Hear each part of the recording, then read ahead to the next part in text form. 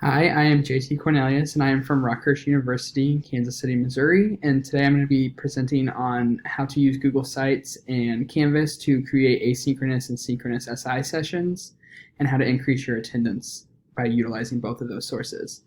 So I am a supplemental instructor for a few courses at Rockhurst over the course of the last few years. I have been an SI for our Human Anatomy and Physiology 1 and 2 lectures and lab, and I've also done our freshman level Introductory Biology 2 or General Biology 2. These courses are very heavy in material and they move very quickly. Specifically, the anatomy courses, they cover about 10 to 12 chapters at least per course per semester, sometimes a little bit more. And so I have a lot of material to cover at each SI session. So making sure that I'm having good attendance, using the right resources, and utilizing both my learning management system, in this case would be Canvas, and using Google Sites and Google Drive. Different elements there are really important. So the first thing I want to do is give a tour of my modules. So as you can see, I'm going to focus on my biology or my anatomy and physiology 1 and 2 courses. This is a module that both the students, the professor, and myself use. So my supplemental instruction module is here. And just to use this, before I get into more of the Google aspect, I'm going to talk about Canvas itself. So this learning management system is very easy to use. You can create and add modules pretty easily. So to do this, to make sure that the students in my lectures know what's going on, I post calendars, and I post all my session materials here. So as you can see, I have some asynchronous SI sessions, and I'll get into that. This would reflect last semester around finals time or the Unit 5 exam, so it was both. If you look here, so say I click on one of these, you will open it and it will have everything linked. So I use attendance forms, mock exams. This is like a typical SI session where I'll just have a Word document. So I will upload that here and allow students to download to work on it. And that's a little bit more of my traditional SI sessions, but some of my other ones have been utilizing Google and different Google products. And one of the big things that was required at Rockhurst is attendance for SI. We like to track our attendance. So each supplemental instructor has an attendance sheet. So this would be what mine would be. This was for last fall. It's linked in there. You enter your ID number and your last name, and it tracks. That's something big as an SI leader we are in charge of. So to make sure that I'm utilizing the right things and using to get attendance, I use different ways to implement that asynchronously and synchronously into my sessions. To focus more on kind of utilizing Google, I link everything in my platforms here. So I'm going to switch over to my Anatomy 2 module. So this was from the spring of 2020 when we went online. So our SI is typically completely in person until COVID hit. And once that happened, we transitioned to an online platform and have stayed in an online platform until now. Fall 2021 will be a hybrid model, kind of utilizing what we've done with online and what we've done in person and bringing it together. So this module really reflects when we went online, because anything prior to that was pretty much hard copy, or I would communicate via email until I got more access to the learning management system, Canvas. So once again, I have all my online plans and everything, but I use these online websites. So, and these are ran through Google. So Google Sites. This was what I used as soon as the pandemics hit and we all went online. I utilized Google Sites. So Google Sites will house all my practice worksheets, will house extra practice. I'm very big on making sure that students have extra practice beyond what I want to focus on. So if you're struggling with a specific learning objective, you can correlate it and work on it more. So for example, I put different pictures with slides in there, referencing our learning objectives and our outlines, diagram worksheets because it's huge in anatomy, physiology more here, more supplemental stuff, answer keys, more PowerPoints, extra practice. So these are things I don't use at SI. Previous SIs have created some of these. A lot of these really reference practice, practice, practice, which is huge in anatomy and physiology, because once you work with the material, you've got it down because it's strictly memorization, both anatomical processes and physiological processes. So as you see here, there's a lot of practice here. Provide them with color coding, different ways that, so if I can't help you understand it at my SI sessions, or the professor or a tutor, that you can find multiple different ways to view the information. Beyond this, I use Google Forms to also check for understandings. So using Google Forms, like you can see here, this is for Anatomy 1, the first unit, so kind of focusing on the introduction to anatomy. I want to check as an SI, I want to know how you're doing as a student, but I don't want your name attached to it. I just want to know how the students are doing in my SI. So I will use these focus question activities at the start of my SI sessions. They can be multiple choice, fill in the blank. I think I have a matrix matching down here at the bottom. Now I utilize these formative assessments to then understand, that are data driven, to understand where my students are, checking for understanding. Specifically, I tie each one of these questions to a learning objective or a chapter. So how are my students doing with the big concepts in chapter 1, 2, 3, and so on. So once you do that, these are anonymous because I don't want to know specifically like specific students how they're doing, just because I want to get an understanding holistically from my SI sessions. I will then look at my responses, and it will give me data and analyze it per question and tell me how many students got it right, what percent of students, because it's self-graded, and I can look at each row of that matrix, and I can understand, okay, of the 15 people, or the people that took this, I had 5 people get in almost 100%. It gives me my mean, my median, my mode, my range, kind of knowing where my students fall with this material, and then I can direct my SIs in the right way.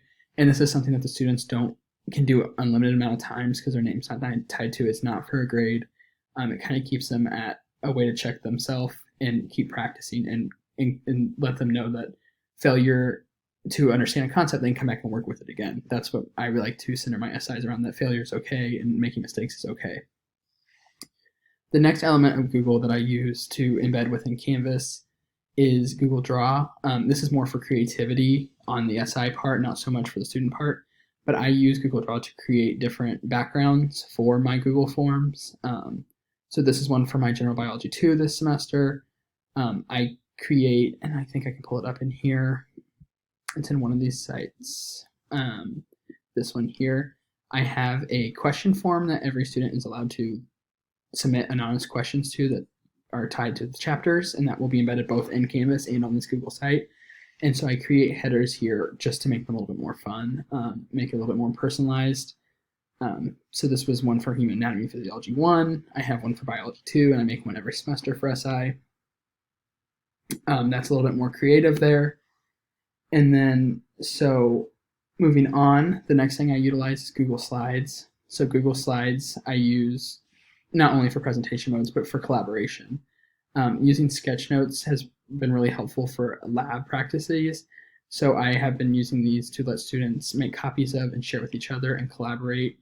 For this one, this was a lab unit on the bones, and so like they can make copies of this. And there's banners and everything, and students can go in and edit it to make it personalized to their own, and kind of really understand connecting through collaboration. And the final thing I've been using, I've been testing out a little bit more, is Google Jamboard. So Google Jamboard is a good way for students to check their understanding, not in a graded or a formative way. This is more kind of a collaborative way to post at the end of a session. This is from a lesson for Anatomy 2 on the kidney, and this is what is one thing you took away from the session, and this just shows me like what did the students understand, what maybe fell through the cracks, and what kind of can work with for future SI sessions, which is really helpful on my end. Once again, another thing you can embed in Canvas or any learning management system for the most part. So now I kind of want to focus on the second part of utilizing Google and Canvas to not only, I've been talking about a lot of things used during my synchronous sessions, but sometimes you're in a place where you need to have an asynchronous session. And when you have asynchronous sessions, you need to make sure that you're engaging students, so it's not just like book work or anything that's going to feel busy to them, and you're tracking their attendance. So one thing I like to do is record lectures, not necessarily lectures, record activities using my learning management canvas. And so in there you can click on the studio, and within that studio you can create all your own videos. I upload different Zooms here, but I definitely have worked hard to make sure that they are all together. So for this one, as you can see here, this was for a lab review, and this review was focusing on for their exam, but I was not able to hold a live session. So I recorded myself on top of a PowerPoint with just some prompts, and I would stop and pause, and it would follow along with the practice exam. I also you can embed in these on Canvas. You can add different questions, you can make it a quiz, And with this, you can embed your attendance and make sure students are completing their attendance forms. If they're following through, kind of check for understandings. Once again, an ungraded thing in Canvas. But you can add so many different things you can add YouTube to it and really make it, you can check your insights on who's been viewing it and details, comments and captions. It's a really great way to reach out to your students when you cannot do it live on a Zoom or in person. That's for the pre-recorded. Now, another one I have been using is using my recorded Zooms. So I'll record my Zoom sessions, and I will not share that for privacy reasons to show that, but I will also embed questions in there. So if students are watching my SI sessions afterwards, have you downloaded the worksheet, or have you opened the Google site? Have you completed the attendance form? Very basic questions like that, so I know that they're following along and doing what they would typically do during a live session. It works really well, and I've had a lot of students, because I can see the feedback there, they've completed it, and I can see it on my end. And finally, once again, talking about attendance, there is that attendance is important, and you need to make sure you're tracking it. It's something big at Rutgers that we do to track our SI. I also like to track my own personal SI or my attendance sometimes, so I will make my own recording on paper, but also making sure that you're embedding your attendance everywhere, whether that be at the beginning of a session, during the middle of a session, at the end of the session, reminding students at all 3 points so that you are getting that tracking method of attendance. Or you can embed it in your check for understanding, so that could be the focus question in an agenda on a Google slide or a Google site, but making sure that's everywhere, posted everywhere. And it might be a little bit annoying, but you'd rather get more attendance than less attendance, and making sure that you can track that. And especially synchronous versus asynchronous sessions, making sure that they're fully being, especially those asynchronous, because you don't know who's viewing them and when. So if they're taking attendance, you know when students are participating, when they're not. And finally, to bring it all together and make it into a full scope, I do want to once again share my module here for my Anatomy 2 course last spring of 2020. So tying it all together here, you can use traditional things. I still use Microsoft Word and traditional documents here for big assessment practice, but I also utilize my Google Sites and Google, all different types of Google products to make sure that students are collaborating more than just, here's a practice worksheet, let's work, let's not measure anything. So using those Google Forms to measure formative assessment data and understanding where your students are at a certain point, and making sure that as an SI, you are covering the right material that the professor has been working on, because it doesn't help anyone to work on material that is not going to benefit them in the long run for large assessments given by the professor. So checking for understanding the material that might be hard, it might be challenging to see where they're at with it. And once again, using Google to be creative in your learning management system. As an SI, it's a lot of fun to be creative and create fun things. So utilizing different products like this will really help you branch out and be more creative. And I hope this has been helpful, and I hope if you have any questions, feel free to reach out. I'll put my contact information in the comment below. But thank you.